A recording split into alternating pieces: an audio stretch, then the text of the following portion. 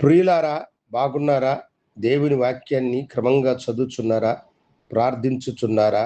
నేటి ధ్యాన వాక్యము యోబు గ్రంథం 22వ అధ్యాయం 28వ వచనం. మరియు నీవు దేనినైనా యోచన చేయగా అది నీకు స్థిరపరచబడును, నీ మార్గముల మీద వెలుగు ప్రకాశించును. ఇక్కడ మనం చూసినప్పుడు మనము దేనినైనా యోచన చేస్తే అది స్థిరపరచబడును అని, మన మార్గముల మీద వెలుగు ప్రకాశింపబడును అని దేవుని వాక్యము సెలవిచ్చుచున్నది. యోచించుట దేవుడు మనకిచ్చిన కృప. మనము దేనినైతే యోచించడమో అదే మనకు స్థిరపరచబడుతుంది. మనము చెడును యోచించితే ఆ చెడే మీకు స్థిరపరచబడుతుంది. మీరు మంచివి యోచించినప్పుడు, మంచి కార్యములను గురించి ఆలోచించినప్పుడు అవే మీకు స్థిరపరచబడును.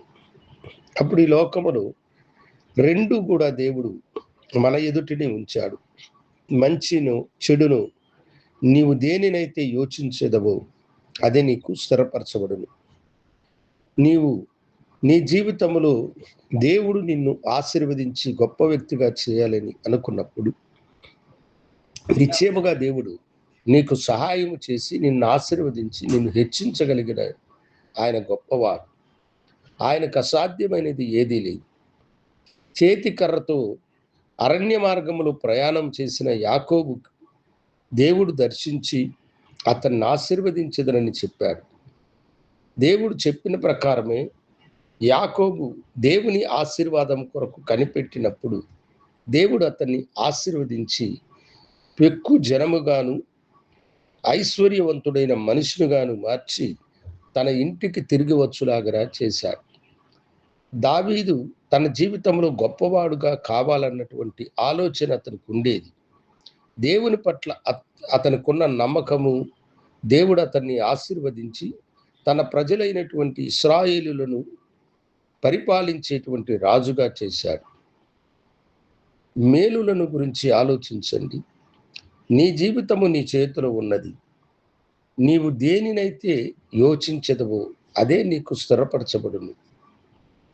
సొలొమోనును దేవుడు దర్శించి ఏమి కావాలన్నప్పుడు అతడు జ్ఞానమును అడిగి దేవుని ద్వారా ఈ ప్రపంచమంతటిలో గొప్ప మేధావిగా వెలుగొందినాడు. మీ జీవితంలో మీరు దేనినైతే అడుగుతారో, దేనినైతే దేవుని సన్నిధిలో కోరుకుంటారో అదే మీకు స్థిరపరచబడును. మిమ్మల్ని ఆశీర్వదించుట దేవునికి ఎంత ఇష్టమైన కార్యము కదా. అందుకనే ఆయన పరలోకమును విడిచి ఈ భూమికి దిగి మీ అందరి పాపముల కొరకై కల్వరి శిలువలో మరణించి తిరిగి లేచి మిమ్మల్ని ఆశీర్వదించుటే తనకు ఇష్టమైన కార్యమని తెలియజేస్తూ ఉన్నాడు.